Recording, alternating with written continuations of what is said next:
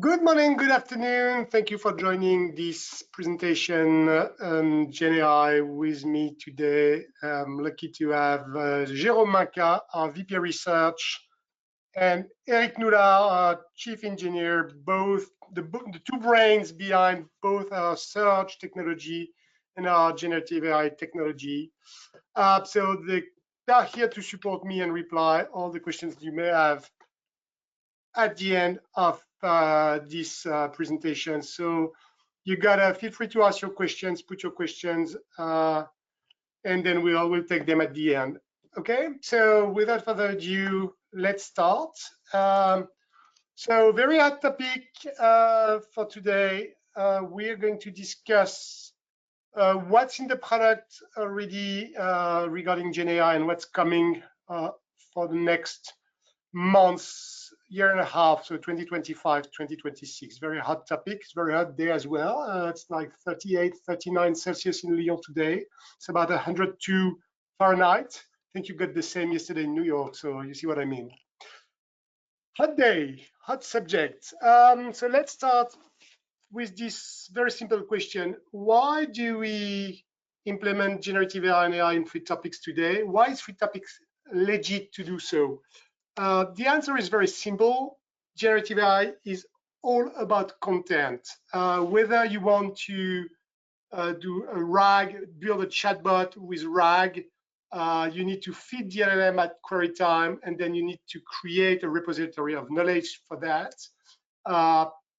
Whether you want to train a model, whatever you want to do, you need to have access to that content that's going to be used to fuel those LLMs or train or fine-tune these LLMs. And we all know as well that now it's somehow proven that working with a bulk of unstructured documents, like just throwing at LLMs PDFs and words, leads to a lot of approximation hallucination, and you don't reach the quality that you expect. And this is why now everyone understands, everybody starts getting to the point where to make this LLM work, this AI technology work, you need more structured content, which means granular content, tight content, so that you've got the context on when to use that fragment of knowledge to feed the LLM. And it happens that this is exactly what Free Topics does. Half of the product, the backend part, is exactly about ingesting any type of content that you have around your product knowledge, to create this unified repository of fine-grained, highly tagged content. Because if you publish already structured content, we keep the structure in the knowledge repository. And if you publish unstructured content, we try as much as possible to sort of chunk that content and make it more granular and tag the content. And this is exactly what you need for a successful AI project. So because we already have your content, we already have this repository in place with Free Topics, we thought that that would be easy and natural and legit for us to put this AI technology on top of that repository, which is the heavy lifting being already done. So what does it mean to do AI with Free Topics, with a CDP? What are we trying to achieve? We have 4 scenarios that we are going to discuss today. The first one the most obvious one is everything about transforming content. The second scenario is everything related to translating content, which is now a bit different than just transforming content. The third scenario is RAG and chatbot. And the fourth one is AI as a service. And for each of these 4 scenarios, which are somehow our 4 pillars in the roadmap, in the strategy with AI, our mission is not only to bring into the product, to build the core technology ready to use, state-of-the-art, tuned, production grade, stable, fast, everything that you are used to with Free Topics, but as well as the rest of the product, make that configurable so that you can own the AI part of the product as well. It's not like a black box and you have like 2 or 3 features here and there that you can't control. It's really integrating AI into the platform in a highly configurable way, and as well making it manageable and we'll discuss that, which means all the tools that you need for monitoring the quality and the performance of AI run inside FluidTopics. So we'll discuss that later, and I hope you'll see that through this presentation. We understand AI. We've been doing that for many, many years, including before LLMs, and probably maybe you're not aware of that, but our keyword search technology, the existing one, which, as you know, is very, very sophisticated and relevant, is based on language models. So we've built language models since 2012, so 13 years ago. So Taruka search, keyword search is based on language models and probabilistic evaluation. So we understand what's behind the LLM thing. We master that. So we understand how it can be used and integrated, and we're going to show you that today. Let's start with, immediately with use case one, which is everything to transforming content. So typical use cases are you're in the reader page, and you put a summarize document button there, and if the user clicks, then they got this document page dynamically summarized. Or that can be summarizing what's the content behind the search result in a search result page. These are always the same. It's about improving the findability, the searching and reading experience. And at some point, you already know the content. You take that content, whether it's the reader, whether it's the search results, you merge that into prompt. You send that to the LLM. The prompt is the instruction on what to do with that content. So the content is the page. The prompt can be, please summarize. You merge that to make it summarize this content and then the content. You send all that to the LLM, you get a reply, and you display that summarization on the front part on the portal.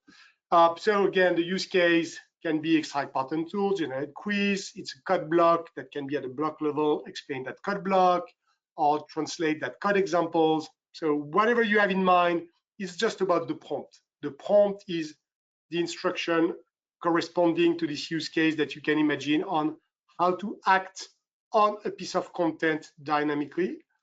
So this is the first use case. This is already something that you can fully achieve with FluidTopics today. What we've done so far for that is giving you the possibility to create those prompts. We call that AI profile. So it's the prompt itself plus few parameters like the provider and the model to use for that prompt.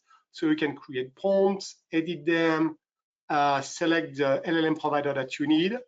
And what we've done is creating connectors to the most demanded and common LLM providers. So we are here now, build your own model, bring your own LLM model. We don't provide you with the LLM. You can select your provider. You can have many providers as well. You can select for each prompt the LLM the model that you feel is the most suited, the most cost-effective, the fastest one. So depending on different criteria, you choose the LLM and the model that you want, and that's it. And then there you go. So it's very open. We run some models internally. You see FluidTopics as a provider. We don't provide that for production. Mostly it's like we do run small models internally for tests or for like if you want to start with before choosing in dev mode, before choosing your provider, so we can help you start. But we don't provide, the idea is that we don't provide the LLMs. You have to select your provider. You are in full control of that, and bring your license, your API key when you create, build a prompt, an AI profile. So this is existing today in the product. This is how you can see this summarize or whatever example I show you later. And on the front side as well, we've brought you this capability to build components, web components, widgets that you drop on the page that render this LLM stream, the result from the LLM, like the summarize or whatever you have in mind. So we've built some of those components. We also have connected this AI stack capability to the log. We capture all the logs, all the interactions, whether it's whatever the user are asking or typing, what goes to the LLM, the reply from the LLM. So we capture and log absolutely everything. And we also have connected that to the analytics stack so that we can see how much of those interactions that you put in your UI have been used or are used by your users. So you see here, you can see, okay, show me how much of the summarize AI-driven interaction is used or suggested keywords or whatever. So that's where we are today. Works well, already in production. So what comes next around that? First, we need to add access rights to the prompts and profiles. So for the moment, you could prevent the use of a specific summarize or whatever interaction you want to put on the UI by using the designer and dynamic controlling the appearance of a feature on the front side, but it's not protecting the web service itself or the profile itself, the prompt itself. So we need to add access rights to the prompts themselves when you edit the prompts. So per role, per group. So we have some work here to do. It's not a major.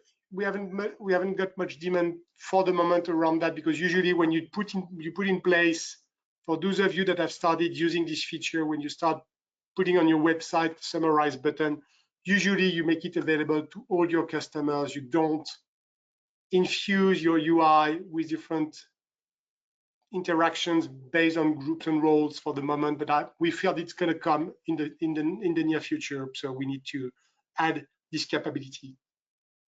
I told you that we already log everything, the stream of the API calls from the user to the LLM and back. We are going to bring you the API so that you can download those logs first. It's an API first platform. So we start with the APIs. You'll get access to all those logs through APIs. And then we'll build UIs for you to let you review those logs in the admin, on the admin side. I will show you a bit of some examples.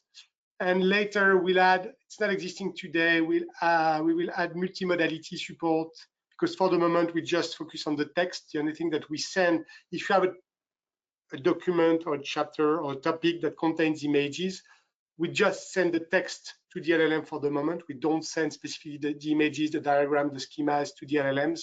So it's going to come in the future. So yeah, so some bit of work here just to give you a sense of what we mean by tools for reviewing. This is a mock-up. So completion traces, like you can see, the user has rated the result, the prompt that has been used at that time, the content that has been sent, the reply from the LLM. So all these exchanges will give you the capability to review them rapidly, just in case. Okay, this was scenario one, very simple one. So everything around prompts, editing, sending those prompts to LLMs, displaying the result, and what you need to manage that and review the logs. The second use case, it's a bit related, but the more we've worked on it, the more we've realized that it was very different. It's everything around content translation. The first try we did, and that exists in the product, in our own website, if you have access to that, and you need to be authenticated for that. So I have made a small screencast to show what's existing today. So you see here, you're inside the document, you're reading the document, and for each topic, there is this translate. Let me run the video. There's this translate drop down. You can choose a language, click on translate, and then you got this live translation appearing. Works well. That was the first implementation we did, and we did that using the classical prompt capabilities and connection to LLMs, which means that in this situation, the first try, the translation is done by the LLM, by an LLM. It's slow, it's expensive, and the rendering, it's topic per topic. So it means that if you're reading the document and you have 20 topics, you need for each topic, the 20 topics that you're reading, click on the translate, translate, translate. It's on demand per topic.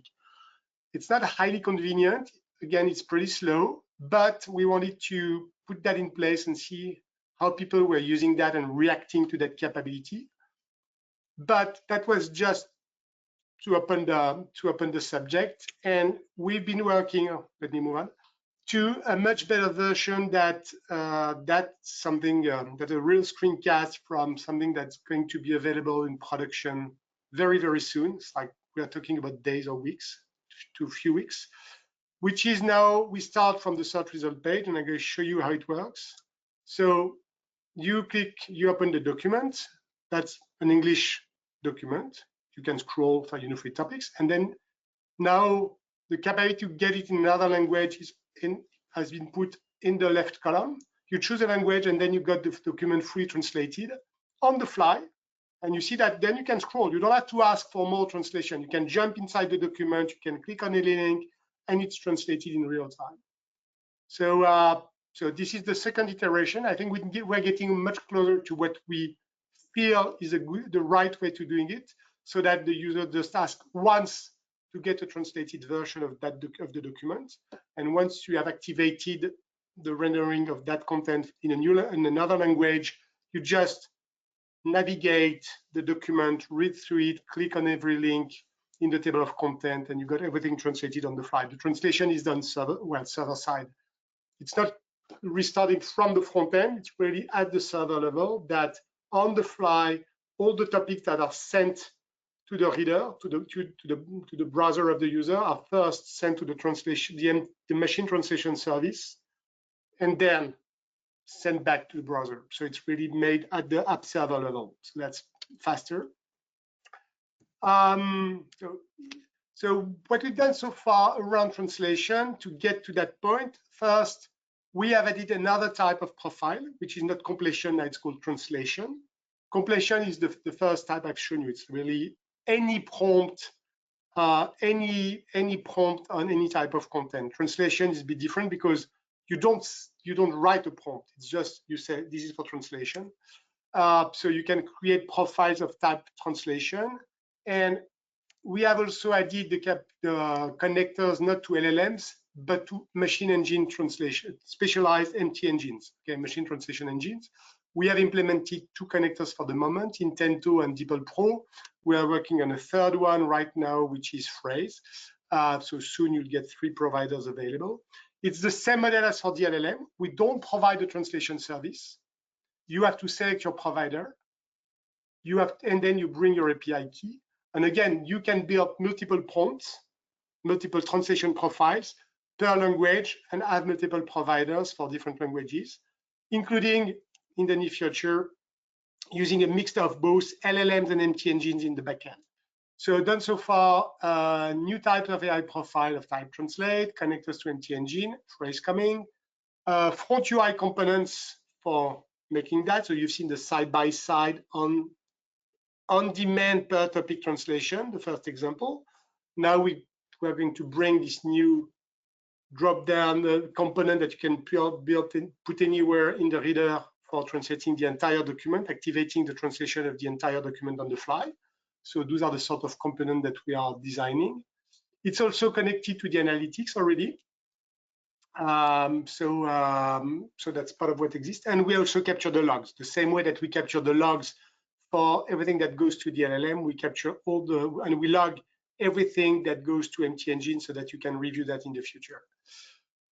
So what's coming next, we have to finalize what I've shown you, so to release it. And then we need as well, then we'll have to revamp a bit the admin UI so that translation profiles can be managed separately, and so that you can choose for translation profiles whether you want to use an MT engine or an LLM as a backend. I think both have values. Typically, some very, very specific languages for which you don't have MT engines available, you could then use LLMs for that. It's slower, but it works. So that could be a mix at the end, using different types of backends, different MT engine providers, and in some cases, LLMs. And then for that means that we need to give you the capability to route per language the translation profile to use, like for German and English or French, use this provider or this translation profile. And if it's Swedish and Finnish, use this translation profile and blah, blah. So all this routing as well, and put access rights on top also. So it's like a bit of refinement in the configurability of the system here. So those are the first main steps that we're working on. Now it's just, we've seen the first implementation, which was LLM backend on per topic. Now you've seen the second implementation, the much better one that we are going to release, which is at the document level, more transparent. But again, this is still on demand, meaning that the user has to click on the button, in the reader to trigger the translation. It's good, but it's not perfect. And this is the slide I used last year when I presented the roadmap. So the way you work today and what we aim at is on-the-fly translation, which we oppose to on-demand. On-demand is really when the user triggers the translation, as opposed to on-the-fly, where everything happens silently. So this is how it works today. Most of you, you've got your CMS, you write your content mostly in English as the source language. Then you send this content to your LSP, language service providers, that give you back translation in French, Japanese, German, whatever. And then you publish to free topics all this content translated in multiple languages, partly or totally translated. Sometimes you say, okay, we're going only to translate 60% of the content, or that 60% in French and that's 62% in German or whatever. So we think that could be the total use case would be a bit different. Like you write in English, you just publish in English, and you don't send any translation to any provider. And imagine now that, which makes it faster and cheaper because you don't pay for translation for the moment. And now imagine that the Japanese users come to your website, doc website, and starts querying the system in Japanese. Problem is that you don't have content in Japanese because you have only published English content. So running a keyword search or whatever would make it difficult to find relevant content. And what would be optimal is then say, let's take this query in Japanese, translate the query in English, run the query with the English keywords, translated keywords on the English content. You get a search result list, which is a list of English document in English. You can send that search result list to the AI translation, to the MT engine, get the same list translated in Japanese and sent back to the search to the user. Meaning that even though you don't have any content in Japanese, imagine that the user could come, run a query in Japanese, and see a search result page in Japanese without you having any Japanese content. And then the user can click on the link, and then content translated on the fly, and sees the user sees the content in Japanese on the screen. So which means that you can provide a full an experience in full Japanese or German or French or whatever, even though you don't have any content in that language, just by silently translating everything on the fly.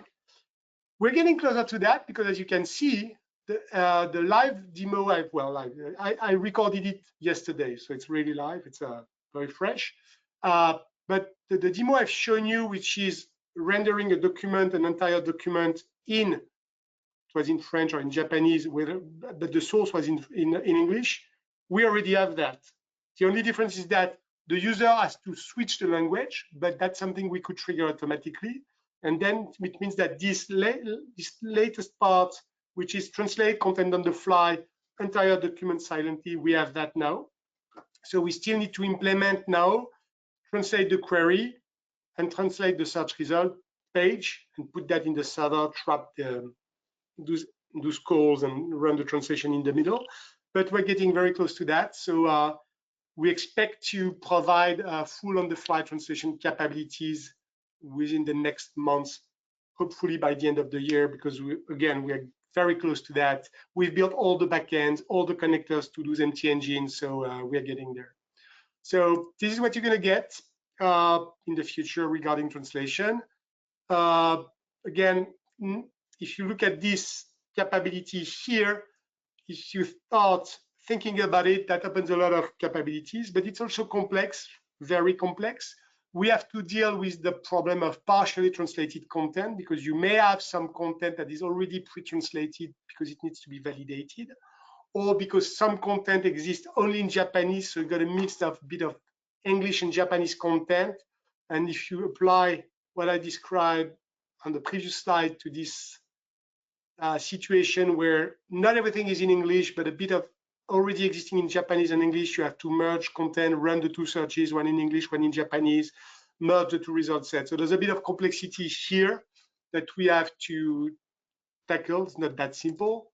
But we see also fun stuff to do after that, which are, should we cache the translation for performance, for reusing? But caching is evil, it's complex, because when you start caching and then if you update a document, we have to remove that from the cache.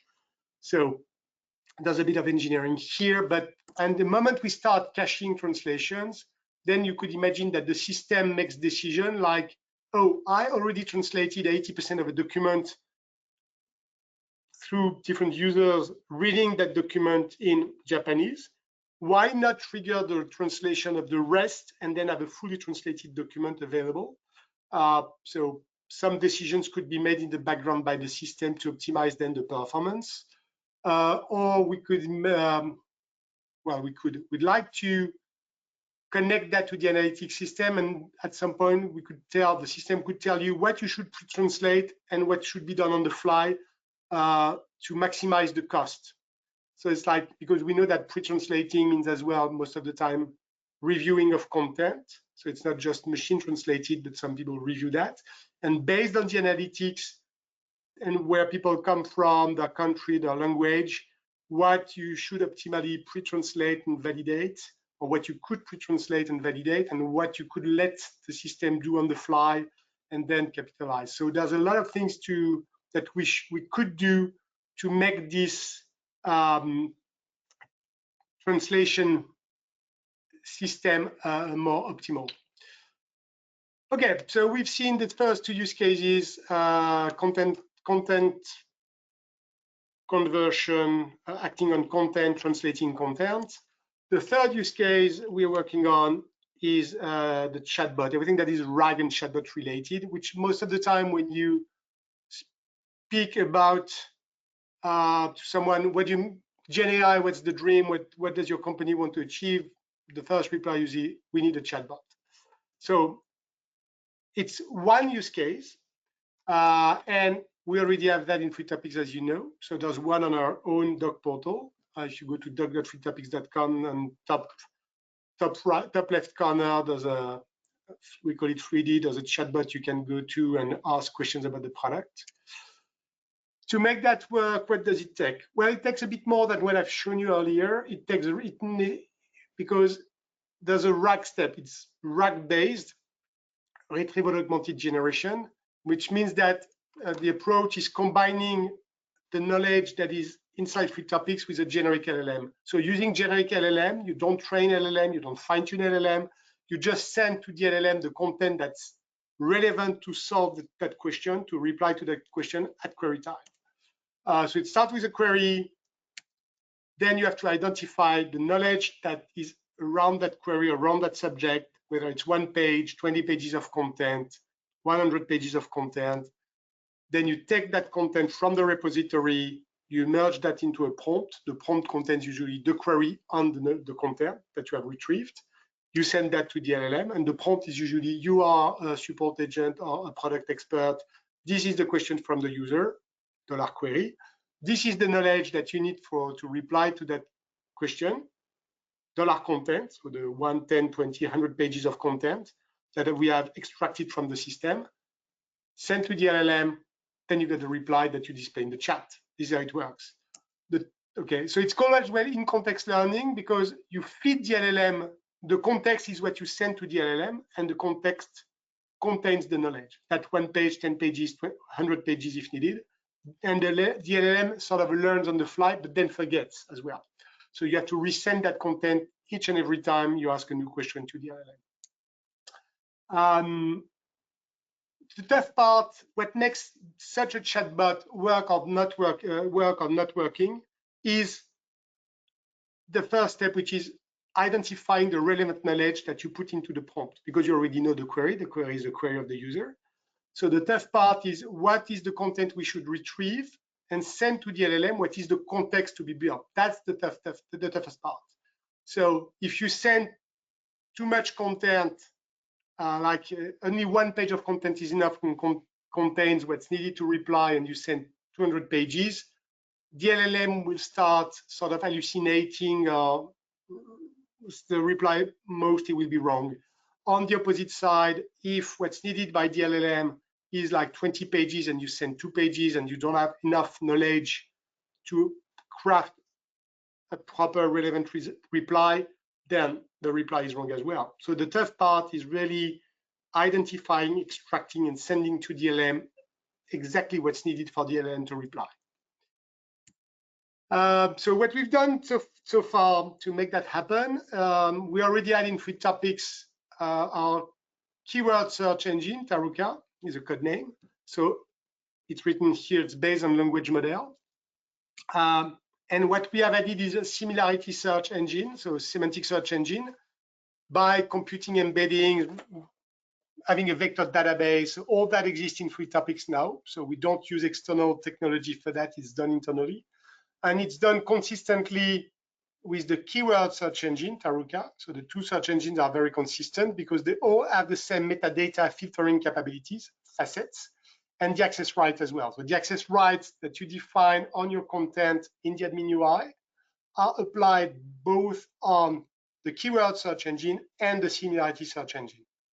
And again, everything is done internally, no privacy issues. We don't use external embedding computation providers. We don't use external vector database providers. We have built a system that runs fully hosted in our environment. So we have the very good semantic search technology. It's working well. We've connected with the LLMs. We've got the good prompt. So we've got a very good chatbot, very good chatbot. And again, it works well because remember my introductory slides. The quality comes from the fact that we have granular content, metadata on the content. So usually when we do this extraction, this RAG part, the retrieval part, we extract the right amount of content at the right granularity, and we know how to filter out and filter in the content that applies to the product, to the situation, to the context. So what we build and what we set to the LLM is more relevant, and that makes a huge difference as opposed to just indexing a bunch of PDFs.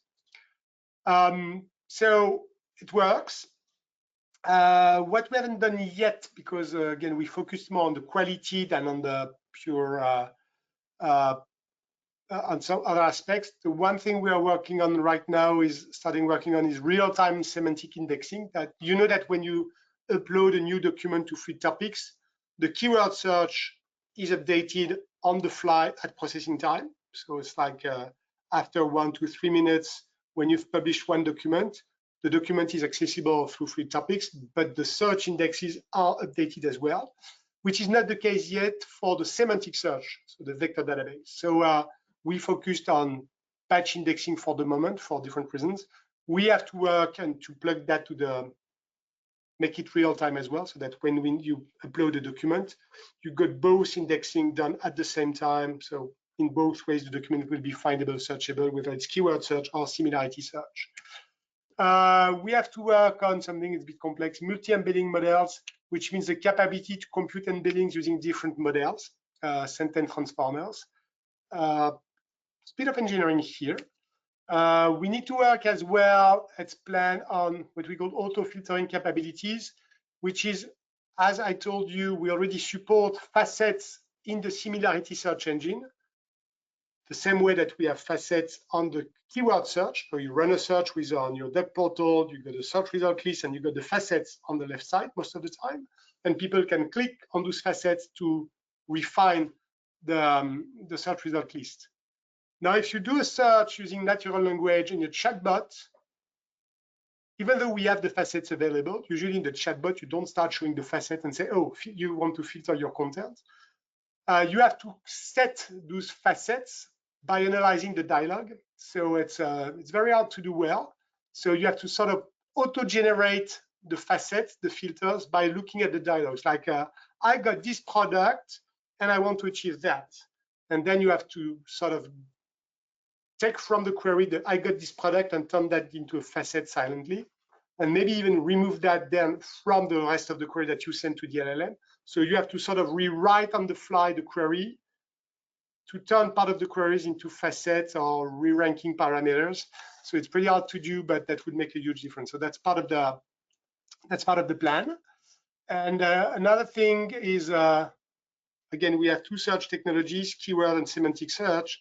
It's building something on top that brings you one search API only, which could be hybrid search that is able to query both subsystems optimally, merge the results if necessary, so that it's leveraging the both capabilities in one call. It's called hybrid search. We got the two engines, we master them. So it's just the time it takes to make it happen. So those are the next steps for this scenario, which is everything around RAG. And then we need to work as well on the tool that you provide you with, which is in that case mostly, again, capability to go in the admin UI and review those chatbot. You'll get them through APIs. You will be able to download those logs and those traces using APIs, and then do whatever you want on your side to analyze that. But for sure, we will provide you as well some UI in the admin so that you can review those traces. Like, it looks like this for the moment. Those are mockups. We started working on that, thinking about it. Chatbot traces. This is a dialogue. For each dialogue, chatbot dialogue, you could review that. And you see here that for each user query and reply and LLM reply, you would see the semantic search results that have been used for feeding the chatbot, the prompt that have been used, how it has been sent, letting you review that, annotate that, so that you can build a knowledge base around the capabilities of your chatbot. So it's part of the plan. Again, each and every time, as you can see, when we have in the roadmap, we have part of the task related to the core technology, part of the task related to the tools that we provide you with for enhancing, tracing, reviewing your system. So this is part of it. Talking about improvement and evaluation, we have developed, Jérôme and Eric have developed a tool for evaluating and monitoring the quality of RAG. And we want at some point to make that tool available to you as well. So what's the problem? What is the problem that you will face, or that some of you already face, is that an AI system is a living thing, that everything is evolving. So you want to change the prompt, you write the prompt in a certain way. Some people complain and say, oh, if you rewrite the prompt that way, maybe it's better. How do you know it's better? You type 2 queries and you feel that by typing 2 queries, that's better, but maybe you have degraded the quality for other ways, other types of queries that people, your users type. So how do you know that your prompt is better? Or if you evaluate, and you've seen that per prompt, you can choose the LLM provider and the model that you use. How do you know that one model is better than another one, gives better results? Or if you want to optimize the cost, you can opt for a smaller model that's faster, that's cheaper, but how much quality do you lose by switching from that model to this smaller one that's cheaper? And you need to measure that as well. And maybe you build something that works well day one. You've chosen the right LLM, the right model, you've got a prompt, but your content evolves. And if the content evolves over time, the quality of the replies may evolve as well. And again, the LLM provider, when you say I'm using whatever, ChatGPT 4, in fact, ChatGPT 4 is retrained or fine-tuned by ChatGPT or Azure every few weeks. And we had that example, like it was what, a month ago, 2 months ago. ChatGPT, I think it was 4.0 or ChatGPT 4, one of the biggest model, most used model. They made some changes, tweaks to the model, and in fact, the model started behaving badly, and they reverted that after a week or so, because people were complaining. But how do you monitor that automatically? And maybe you need to change your prompt because the model has evolved. So all of that makes it more complex than it seems than just building technology. So making AI work is not just about building something day one and thinking that everything is done, because every few days or weeks, there's something new, there's something different, and you have to adapt to that, and you need tools for monitoring that. So yeah, so we had designed, so that's what we want to do as well, is bring you the tools that you need to automate the measurement of the quality of your system, which means for us, I'll go fast because the idea is not to present you everything we're going to do in that realm, but it's a three-step process, giving you the tools to build and manage data sets, test data sets, several data sets, running tests automatically through your configuration, measuring the quality and comparing. So building data set, it's usually building sets of queries and replies, it's forming a ground truth. It's like questions and answers. So you can build those questions. So usually you need a few thousands of such pairs question reply. You can build those data sets by having real people getting those sort of questions from real users. You can ask experts internally to write question answers pairs that you put in your data set, but it means if you need 2, 3, 4, 5,000 of them, that's quite a lot of work. You can as well use LLMs to generate synthetic data to create those question replies automatically. So multiple ways that will try to automate that. The idea being that, so step one is giving you the capability to build and manage test sets, then to run those test sets automatically through your system. So imagine here you've built a chatbot with 3 topics or whatever prompt for transforming content. And you could say, let's run that through my prompt chatbot thing, and you got a generated reply. And now you've got 2 things. You've got from your test set a query, the validated answer, and the generated answer you need to compare how the generated answer, how good or bad is the generated answer compared to what is supposed to be the right answer, the valid one that you have in your test set. How do you do that? You could do it manually, review the difference. It's almost impossible. You could automate that, and that's the idea, getting those generated replies, the expected answer that you have in your data set, and then use another LLM to compare them and give you an evaluation score. So we built a tool for that. Give you an example, because the tool is not in 3 topics at all yet, it's a separate tool, but we got it. We got a data set for us on our own documentation that we've built. And in this example, you're going to see on top, I will select a query from that data set. You will see the valid answer that is being written by an expert. And you will see here on the left side, the generated answer by the LLM, by the system. And then we will compare that. So this how it goes. I can select from my test set any question. So this manual evaluation, well, manual. So you see here, and then I click evaluate, and I get, so you got the point. I got from the test set query valid answer, the generated one by the system I want to evaluate. And here I got this false LLM that I prompt to say, this is the query, this is blah, blah. Can you tell me if the generated answer, how the generated answer compares to the valid answer, is it valid or not, blah, blah. So we've run that. For sure, you wouldn't do manually, select the question, run the comparison manually. You would automate that, but that gives you an idea of what it is. And we've seen that, we've run that. So most you see generated answer here is good. So you have to evaluate the evaluator as well. That's the complexity of that system, because you rely on the fact that the evaluator here makes a good evaluation of the generated answer compared to the ground truth, but maybe the evaluator is wrong as well. So we need to evaluate the evaluator. It's a bit of recurring stuff.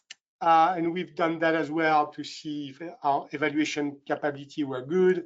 So see here, the evaluator says that the answer is bad compared to what it should be, and that was right. Sometimes the evaluator says the answer is bad, but it's not that bad. It's a bit different, that's it. So yeah, so that's an interesting subject. Long story short, we understand how critical it is for you to be equipped with the tools that let you monitor, trace, review the quality of the system that you're going to build with free topics. It's not the technology itself, really the LLMs, the prompts, the content that you have. Can you, with that content, reply to those questions, or do you need to produce more content, better content? So we will bring you the tools to monitor that. That was use case 1, 2, 3, transform content, translate content, RAG and chatbot. Use case 4 is AI as a service. Okay,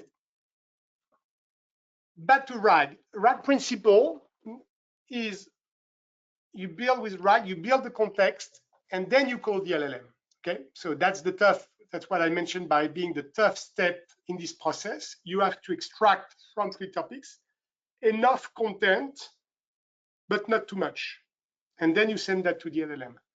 And in some way, that's how I explain it. Usually it's like you should consider the LLM as an educated student graduate, someone that can read and write if it's handed over enough information. It's like someone that is good at reading and writing, not a specialist in the domain, but if you give me a question in 20 pages and you are sure that among those 20 pages, there is enough information for me that I can read and I can write the reply, that's pretty much what the LLM is in that case. So it's reading, writing capabilities. So in that model, again, the tough part is not the LLM, because the way we use the LLMs for reading and writing is good. The technology is absolutely mature. The quality comes from this RAG phase. Now the problem is that if for replying to a question, you need to use knowledge that is scattered across many apps and silos, how do you do that? Okay, if extracting all the knowledge means querying 20 systems, how do you do? With free topics in the middle, we already aggregate content from maybe 5, 10, 20 sources of information, but we may not have all the content, and some content does not make sense inside free topics. If you take IoT information or something from your ERP, you will not dump the ERP inside free topics so that you have one touch point. So how have companies tried to solve that issue when the knowledge, the information that they need for replying to very complex questions that are not just around the product documentation? So far, the old way of doing 2024, my God, it was so long ago, all the approaches were consisting in building sort of called that a data lake and dump all the content inside that data lake, and then we run the RAG part from the data lake. The problem is that the more content you have in your data lake, the more complexity is to achieve the right semantic search part, the right extraction, and spot the right parts of the content that you need to hand over to the LLM. The more content there is, the more diverse, the more discrepancy around in content there is in content types, the more complex it is to build this context properly. Plus, you are always late if you dump everything into a data lake. You're out of sync, and some content is almost real-time content, like product availability in your warehouse of parts or something like that. Then does it mean you cannot just dump that info in the data lake? So, or you have then to use that info, then get a reply, check in real time, then if the info is still very well, unmanageable systems, impractical. So 2024, and plus other limitations, size of context, again, too many information, out of sync information.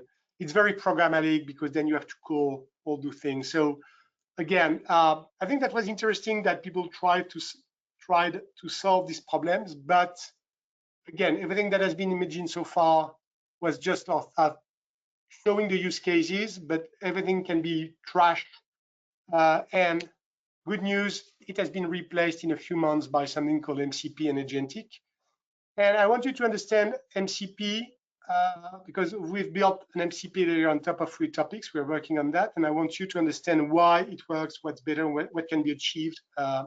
So the idea of MCP, so again, I apologize if some of you are educated and understand everything about MCP, but I will assume here that some of you have heard about it, but not fully understand. So I'm trying to make it very simple. but that take the opportunity of this presentation to tell you a bit about MCP. So with MCP, the idea is totally different. You just send to the LLM the question, no context. You don't try to build the context as here by extracting the relevant knowledge, whether it's from free topics, or you have scripts that query 3 systems, or you dump everything in the data lake. You forget about it. You don't, like here, you don't send the context, you don't send any knowledge to the LLM. You send to the LLM the query, and you have sent to the LLM a list of tools, not data, tools that are available, endpoints, silos. And say, LLM, this is a query, and to reply to that query, you have at your disposal these endpoints. Okay, and then the LLM decides automatically, autonomously, when and what tool to call when it needs the knowledge. So in some way, the LLM builds the context, extract the knowledge by itself automatically. If you remember my explanation, like the LLM is like an educated graduate that knows how to read and write, and you just give that graduate the query and 20 pages and say, you should be able to read that, find the info here, can you write the reply? Here it's a bit different.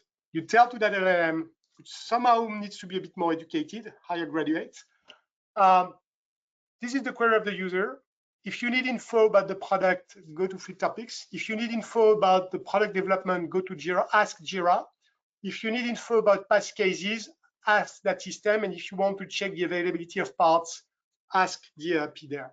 Okay, so you just tell, and then it means that the user, the LLM, has to be a bit smarter because it has to understand the query and then makes decision on, I got this query, I need a bit more info, where do I go? It's more than just reading and replying. It makes decision. And then the LLM builds the content autonomously, dynamically, by dynamically querying the subsystem, and at some point generate a reply. That's the idea of MCP. So that's the idea of where we are.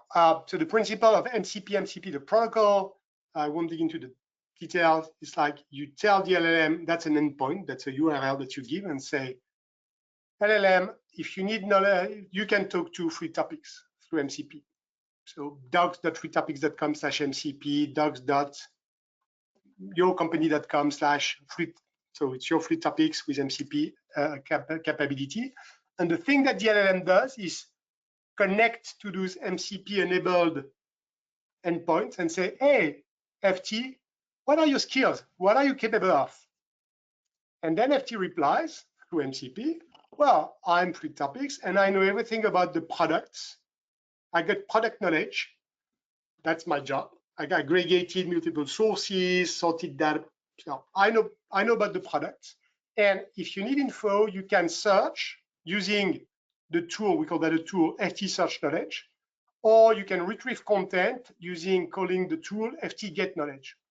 Okay, so through MCP, Free Topics or any MCP-enabled application that you put is able to tell what its capability, the knowledge it has, the capabilities and the tools. Okay, so now the LLM knows when and why it should call Free Topics and will call it maybe when needed. And then you send the query to the LLM, and then the LLM, having talked to all the MCP servers that are available, that have been declared to him, will make decision on which MCP server to call whenever it's needed. I will make a demo in a minute. Demo time, it's not in a minute, it's 1 second. So we have developed for that very basic application that looks like a chatbot. It's something, that application is probably something that you will build internally. That could be a chatbot, the UI could be a chatbot, but a chatbot that is using MCP and not just RAG. That could be a workflow that you have automated. So that could be something where there's almost no front end. This application could be an automated process or workflow. So in that demo, we made a small front end. Jerome worked on it. So we chose one LLM. It's Claude Sonnet in that case. 3.5, I think, in my demo. And we have declared to this LLM two MCP servers on internal knowledge, one on free topics, so because it's a demo on MCP and free topics, and one we put an MCP server on top of our Jira system. So you know Jira, we use it for managing all the development of the product. And we have as well declared to the MCP the capability to go on Wikipedia, because there's a Wikipedia has been MCP enabled. And then basically we have an MCP, we have an application that is able to talk to Jira, free topics, and Wikipedia whenever needed. So that's for our demo purpose. So let's go on a demo. Again, I recorded that yesterday. So I'm going to ask a question here. So to this application, it's how does free topics deal with accessibility? And you see here, let me stop if I can for a second. It's been a bit too fast. Let me go back a bit. So you see the first thing that the LLM is doing is, oh, you're asking me information about accessibility in free topics. I don't have any info. I'm just close 3.5. So I need to talk to free topics because that's where I understand that free topics knows about the product, the free topics product. So I need to talk to the free topics doc website. And I got a tool for that called FT Semantic Search that you told me about. So I'm going to call free topics. In that application, you have to approve the fact that I approve the fact that, yes, you can go and talk to this guy. Even though it's declared each and every time, the LLM is asking me the permission to go and talk to this endpoint. So I will say always approve. Here we click on always approve. Otherwise, I will have the query each and every time for the same endpoint. So when you each and every time the LLM is asking me the permission to use one of those MCP servers, I will click on always approve, so that then the question is not asked again. But you see here that the MCP, through MCP, the LLM has said, okay, I can write a query, and I can, I understand how to write a query and talk to free topics. So let's run it. So again, I call approve. Then the LLM is querying free topics, and obviously one call is enough. We've got enough document, and he's just writing a reply. This is how accessibility is managed. But then I can ask the next question is, what are the other standards? Because in the reply it says free topics more like WCAG compliant. Are there, let me stop here for a second. Are there other standards that apply to us? Interestingly, let me go back a bit. You see that to reply to that, oh my God, I'm lost. I moved to the next example. Sorry, I'm a bit lost. I'm back. Which one is it? Yeah, accessibility. I'm back to accessibility.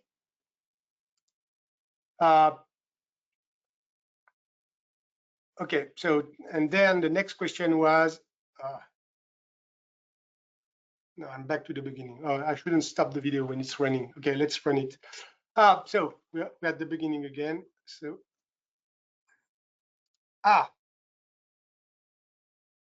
okay, I don't touch it. So we start again. I say approve. I get a first reply because the LLM is querying free topics.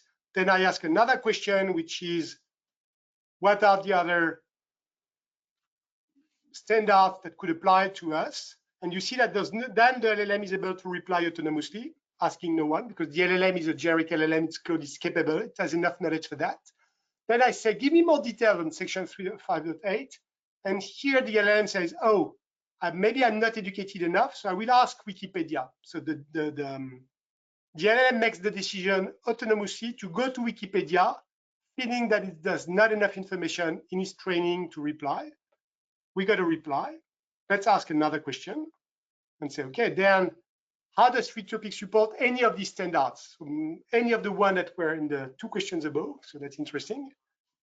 And then we see the LLM making decision to run multiple queries to free topics. Okay, 3, obviously. So probably for each of these standard, the LLM has been asking free topics. Do you have documentation about 508, about this, about that? Then the LLM writes the reply. And then I ask a last question. Are there any ongoing planned development tasks to enhance accessibility compliance of free topics.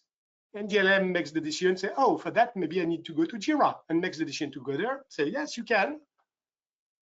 And then the LLM queries Jira automatically and gives us a list of ongoing development tasks that we have regarding accessibility support. So you see that's an interesting use case here, because we have been able to have a very complex chatbot dialogue, very sophisticated, because it's about free topics, it's about ongoing development, it's about a very precise question about section 508, and the LLM, and we have just free topics is just free topics. Knows everything about the product. The Jira is Jira. Wikipedia knows a lot. And then and again, we have written no script, no nothing. The LLM makes all the decision of what MCP server should be called and when, depending on the query and what's needed. Give you another example here. Oh, that's the same. Oh yeah, that's the same. Move to the next one. This is another example. The question I ask here is, can you tell me if we have open dev task regarding MT? The LLM makes the decision to query Jira. I say, okay, you can go. So it's searching inside Jira. It's finding here different tasks that we have planned, so ongoing tasks, and you see phrase and identity provider I talked about is here. Then ask another question, is have we documented some of these features? I'm only mentioning those two features above. And then it's calling the documentation, well, free topics, our documentation website. It's looking at the doc and comparing if those ongoing dev tasks are documented or not, or what's existing. Okay. And then ask another question, say, okay, but have we finished dev tasks for which we haven't documented yet? Because the first questions were about ongoing dev tasks, and I said, for everything that we've done, by the way, regarding MT machine translation, do we have gaps in our documentation? That's the question, and that's super cool, because you see, I've done nothing super complex. I just asked the question, and then the LLM queries Jira, queries free topics, goes back and forth, and at some point generates a report. Say, okay, you'll see in a minute. Well, okay, based on my research, for the completed MT tasks, machine translation development task, this is what I feel is missing or could be better in the documentation. And I got recommendation. And you see, typically, the fact that we have added DeepL Pro as an MT provider for that, we're just mentioning it somewhere as a list, but could be more detailed about the specific features, limitations of that MT connector compared to the Intento one, or the smart routing capabilities in Intento and all that. So that's pretty cool. So honestly, MCP is quite mind-blowing in terms of capabilities and what can be achieved. And that's the idea for us. I'm trying to show you through those two examples. Honestly, we crafted this demo very rapidly, and thank you, Jerome, for that. That you have to consider that up to now, we've been considering that you've been considering, all of us, that the content is consumed by humans. You write content to be read by humans, and then you have free topics, we collect the content, we make that. We create a repository, we build portals, our APIs, you can do in-product help, you can connect that in your help desk tool as well to do case deflection, but there's always a human somewhere at the end reading that content. What's coming is that, in fact, you have to understand that now part of the consumers of your content, at some point, maybe 50% of your content consumption will be done by those LLMs and MCP for automating workflows and achieving complex tasks.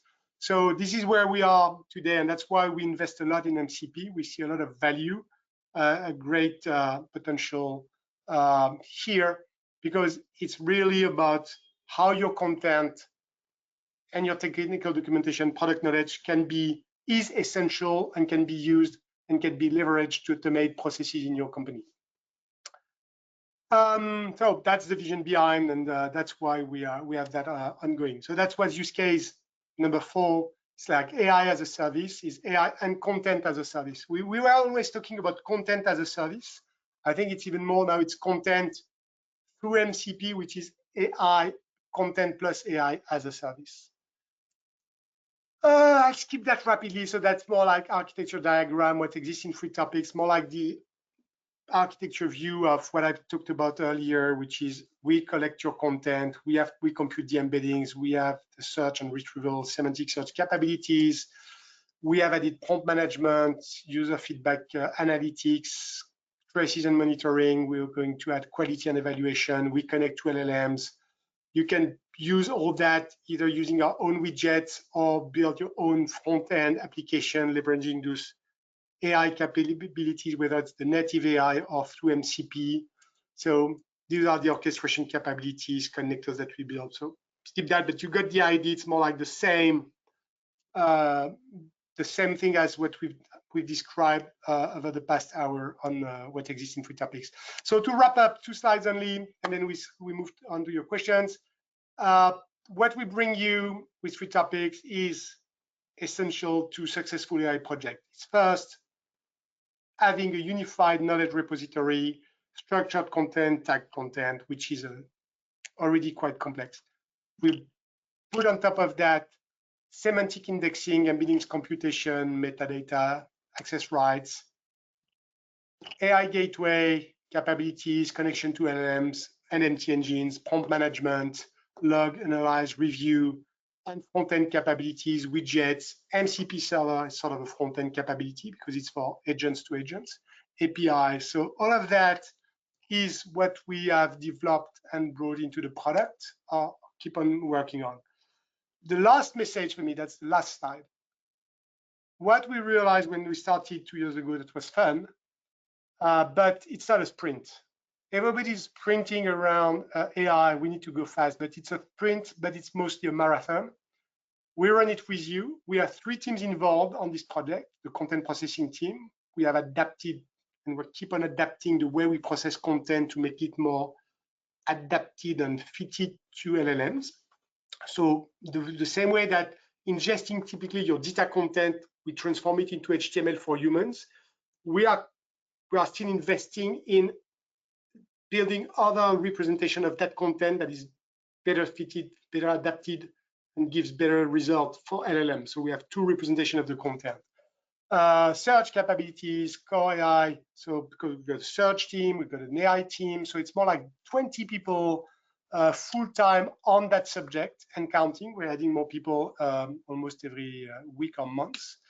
And that's for the year to come. So you can imagine over 3, 4, 5 years, going to be 100 years of R&D dedicated just to making AI work, providing you with the core capabilities, the technology, including the new technology because it's evolving fast, and as well the tooling that you need to make sure that you control, you own these AI capabilities.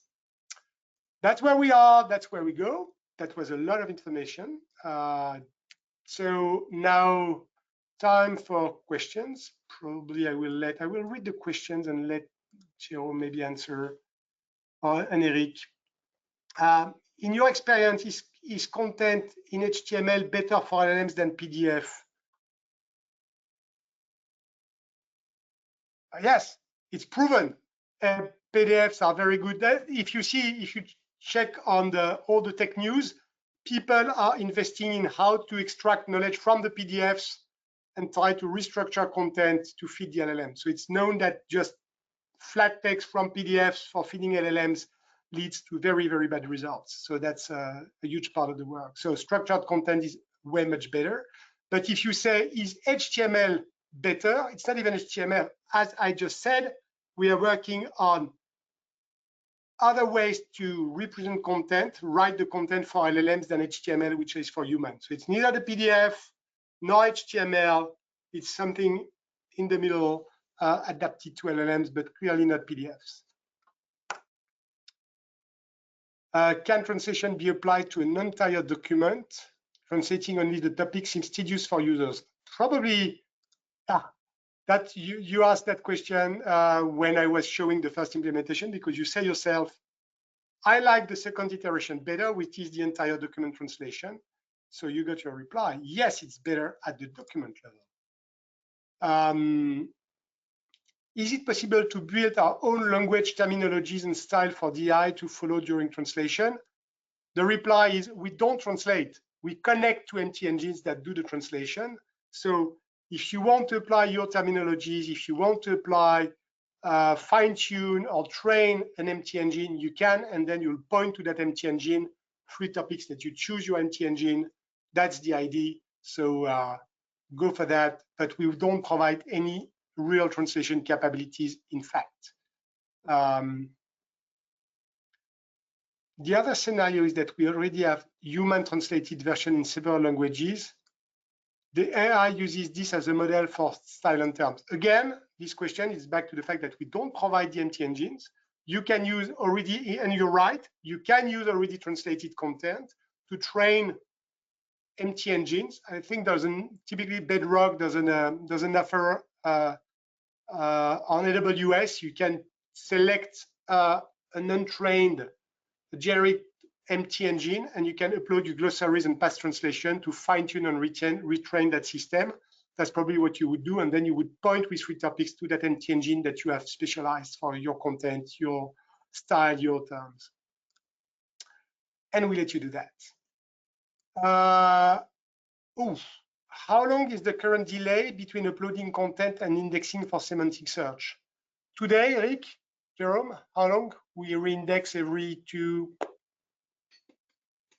It depends on the query of the customer, but it's usually between a couple of days and a week.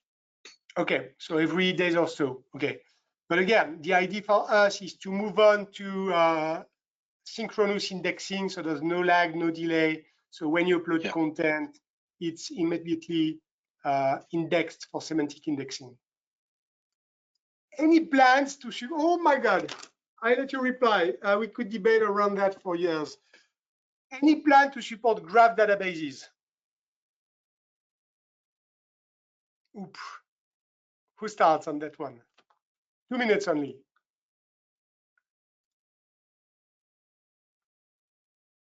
CAG, not RAG, graph databases. What do you feel? How do you feel about that? What's the state of the art? What's your feeling? Should we plan? I mean, should we plan to add graph databases behind the scene for making better RAG, or do you feel it's not necessary? I don't understand the question. What is graph databases? Ontologies behind modeling knowledge from the content in an ontology, in a graph, and then doing graph retrieval. Okay.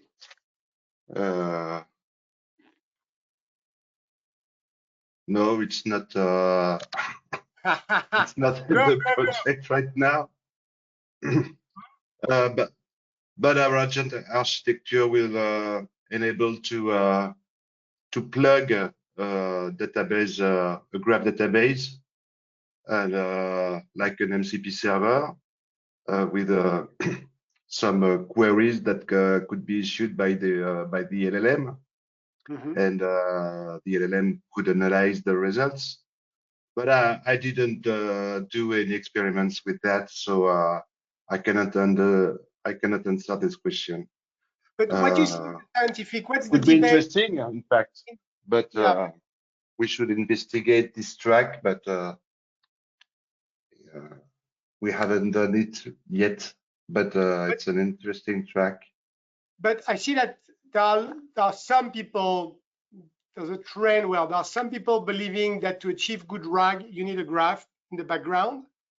Do you feel that it's a shared vision by all the scientific community, or there are people that say, no, we don't need graphs because today just the LLMs are so good that just sending the text in the right manner makes it. No.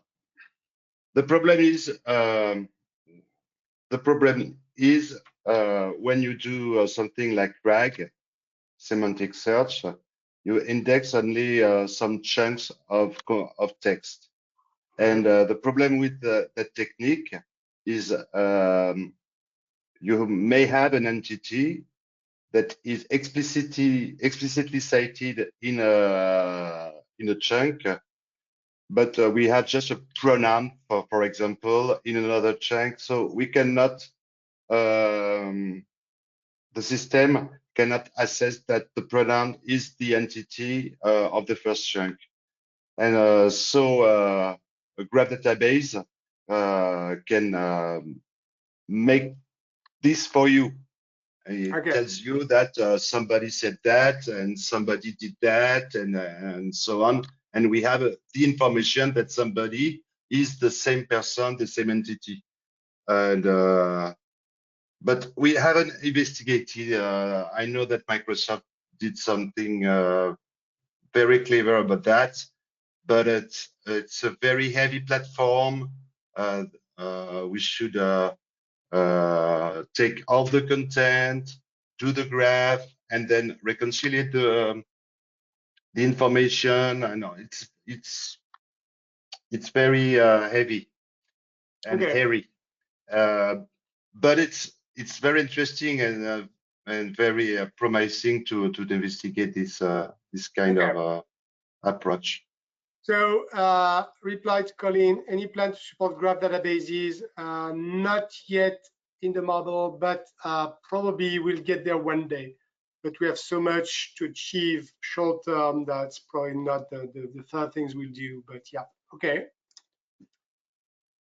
Carl asked a question. Our source is data, which is already semantically tagged, var name, my variable slash var name.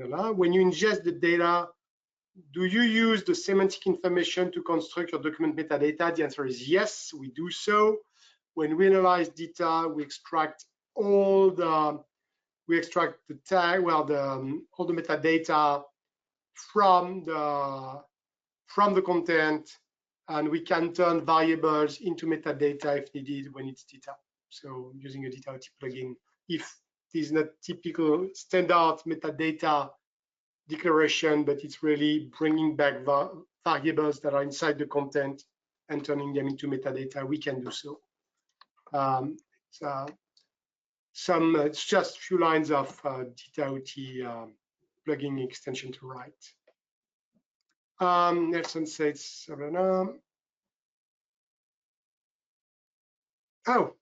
how to say reply to that? The question is, sorry if you covered this, which I don't know yet, but how might I incorporate references to data in other systems?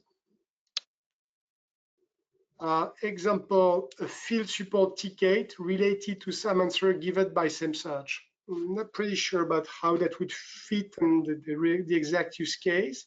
It's like, you mean that there is content? Oh, it's like there's directly no relationships between a ticket and the content, but when we reply, we should say, and there is a ticket already around that. So it's like interlinking, dynamically interlinking different content types from different silos by letting the user know that for that content or for that reply, by the way, there are some existing tickets and some existing work that has been done in the past for solving that issue. I think that's probably something that can be done in this with MCP. That's typically the sort of things that would work well with MCP, because the prompt that could be behind could be find the answer, and if you find existing past cases or tickets around that problem, bring them in or something like that. And then the MCP server, you remember my demo, would find the relevant content for a question and then go to not Jira, but in that case, your help desk tool, and create a help desk system to identify past cases. So that's typically the sort of scenario that MCP and LLMs could automate just like that. Yep. I think so.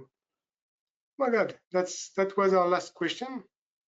Any other question you have?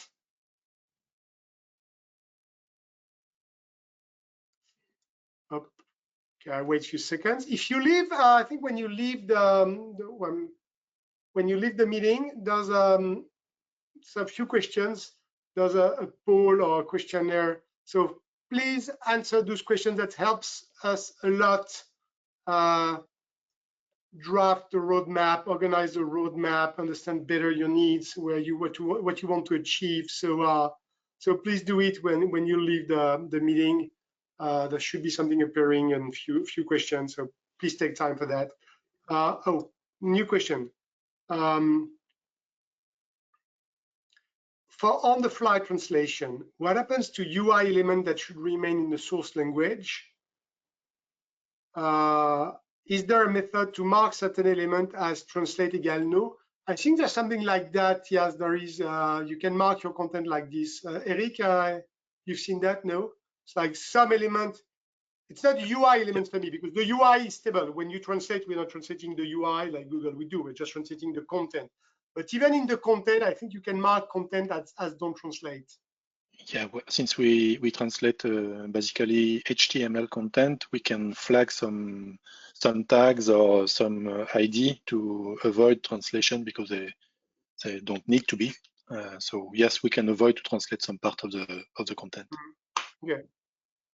Can imagine that typically if you have documentation around product documentation and a code example, and the code example is in English or something that it needs to stay in English or whatever, doesn't make sense to translate it. So you have to identify some part of that content as don't translate.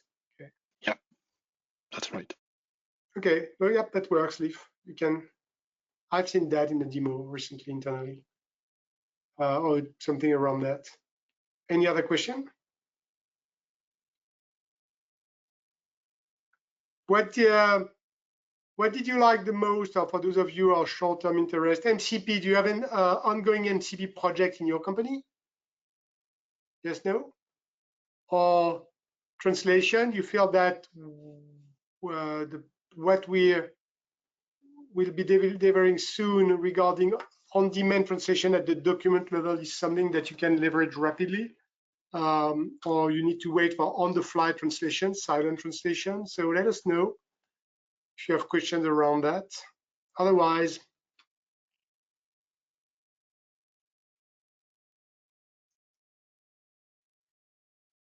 no?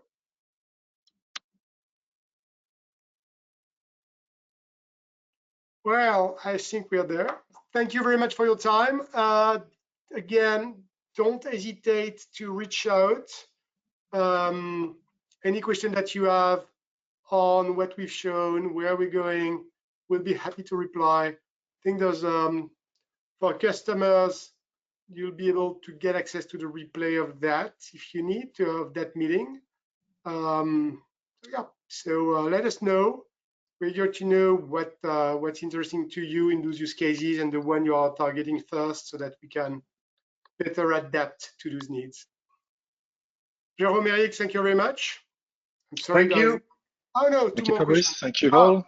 Yes, we start building MCP for Fluid Topics AI. Oh, some even started building their own MCP servers on top of Fluid Topics API. Okay. So you'll get that at some point. That's going to come with the product, so you wouldn't have to do it. But that's interesting to know that you started building your MCP layer on top of. It's too late. It's already done. Ah, it's already done. Send us your source file. We'll see. We'll see if we can merge that into ours. Looks great for short term. Most excited about real-time semantic indexing. Okay, so real-time indexing, feedback analytics, and content evaluation tool. I think yes, it's necessary. And yep, okay. Thank you very much. Have a good day. Have a good evening. Bye-bye. Bye-bye.